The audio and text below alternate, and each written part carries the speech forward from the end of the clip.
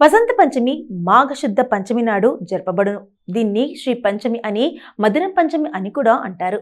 మాఘశుద్ధ పంచమి సరస్వతి దేవిని జన్మించిన రోజు. ఈ పండుగ యువత భారతదేశంలో విశేషంగా జరుపుకుంటారు. ఈరోజు సరస్వతి దేవికి పూజ చేయవలెను. రతి మన్మధులను పూజించి మహోత్సవ మొనరించవలనని, దానములు చేయవలనని, దీనివలన మాధవుడు సంతోషించునని నిర్ణయ మృతకాడు తెలిపెను. అందువలన దీన్ని వసంతోత్సవం అని కూడా అంటారు.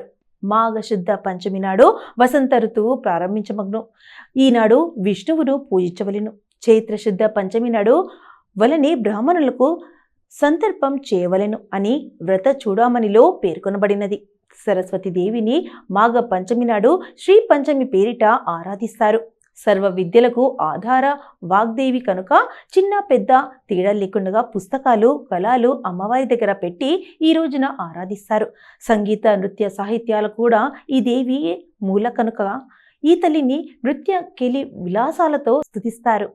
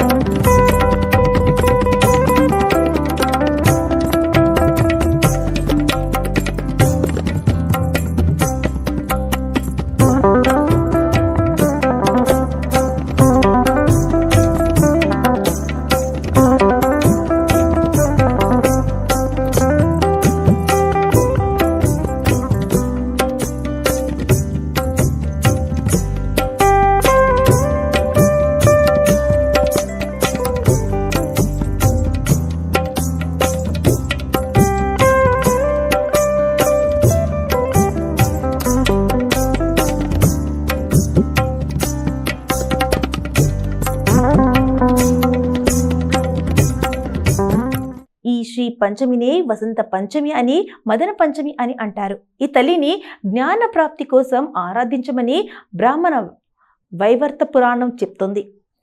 ఈ శ్రీ పంచమి నాడు సరస్వతిని ఆరాధించే విధి విధానాలను నారదునికి శ్రీమన్నారాయణను వివరించినట్లు దేవి భాగవతం చేస్తుంది. మాఘమాసం శిశిర ఋతువులో వసంతుని స్వాగతించమనుగా ఈ పంచమిని భావిస్తారు. ఋతురాజు వసంతుడు కనుక వసంతుని, ప్రేమను కలిగించేవాడు మదనుడు కనుక మదమణి అనురాగవల్లి అయిన రతిదేవిని ఆరాధన చేయడం కూడా శ్రీ పంచమి నాడే కనబడుతుంది. వీరి ముగ్గురిని పూజించడం వల్ల వ్యక్తుల మధ్య ప్రేమాభిమానాలు కలుగుతాయి. దానివల్ల జ్ఞాన ప్రవాహాలు ఏర్పడతాయి. అమ్మ దగ్గర అక్షరాభ్యాసం చేస్తే పిల్లల జ్ఞానరాశులు అవుతారు. సరస్వతి ఆరాధన వల్ల వాగ్దేవి కలుగుతుంది. అమ్మ కరుణతో సద్బుద్ధిని పొందుతారు. మేధ, ఆలోచన, ప్రతిభ, ధారణ, ప్రజ్ఞ, స్ఫూర్ణ శక్తుల స్వరూపమే శారదాదేవి. అందుకే ఈ దేవిని శివానుజ అని పిలుస్తారు. శరణావ్రతులలో మూల నక్షత్రం రోజున సరస్వతి రూపంలో దుర్గాదేవిని ఆరాధించినప్పటికీ మాఘమాసంలో పంచమి తిథి నాట సరస్వతీదేవికి ప్రత్యేక ఆరాధనలు, విశేష పూజలు చేయిస్తారు. చంద్రిక, చంద్రవదన, తీవ్ర, మహాభద్ర, మహాబల, భోగద, భారతి, భామ, గోవింద, గోమతి, శివ అని ప్రతిరోజు కానీ పంచమి నాడు సప్తమి తిథులలో కానీ సరస్వతి జన్మ నక్షత్రం రోజు కానీ పూజించిన వారికి ఆ తల్లి కరుణా కటాక్షాలు పుష్కలంగా లభిస్తాయి. అహింసకు అధినాయక సరస్వతీదేవి. సరహ అంటే కాంతి, కాంతినిచ్చేది కనుక సరస్వతి అనేది.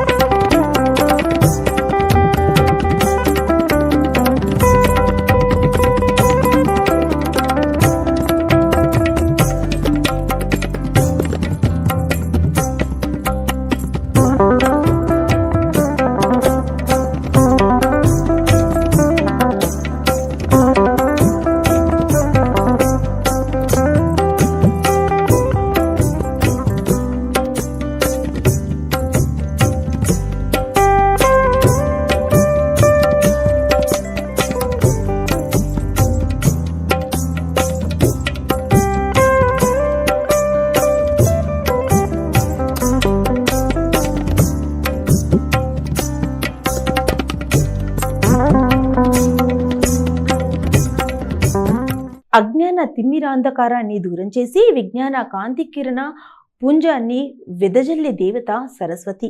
ఈ అహింసామూర్తి తెల్లని పద్మలో ఆసీనురాలై వీణ, పుస్తకం, జపమాల, అభయ ముద్రలను ధరించి ఉంటుంది. అహింసామూర్తి కనుకనే ఈ తల్లి చేతిలో ఎటువంటి ఆయుధాలు ఉండవు. జ్ఞానకాంతిని పొందిన వారికి ఆయుధాల అవసరం ఏమీ ఉండదని అర్థం. ఈ తల్లిని తెల్లని పువ్వులతోనూ శ్వేత వస్త్రాలతోనూ శ్రీగంధముతోనూ అలంకరిస్తారు. పచ్చని వస్త్రాలను లేక తెల్లని వస్త్రాలను ధరించి తెల్లని పూలతో అర్చనాదులు చేసి క్షీరానాన్ని, నేతిలో కూడిన వంటలను, నారికేళము, అరటి పండ్లను చేరుకును నివేదనగా పెడతారు.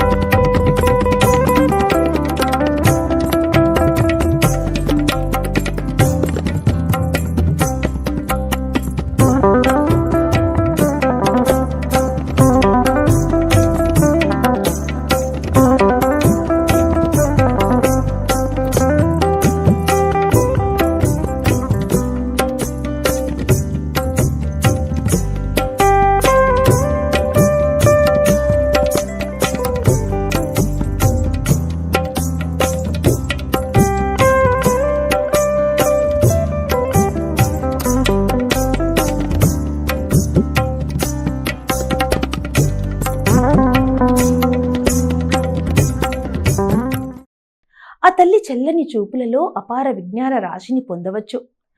వాగ్గేశ్వరి, మహాసరస్వతి, సిద్ధ సరస్వతి, నీల సరస్వతి, ధారణ సరస్వతి, పరాసరస్వతి, బాల సరస్వతి ఇలా అనేక నామాలున్నప్పటికీ సామపాంతు సరస్వతి అని పూజించేవారు ఆ తల్లికి ఎక్కువ ప్రేమపాత్రులు.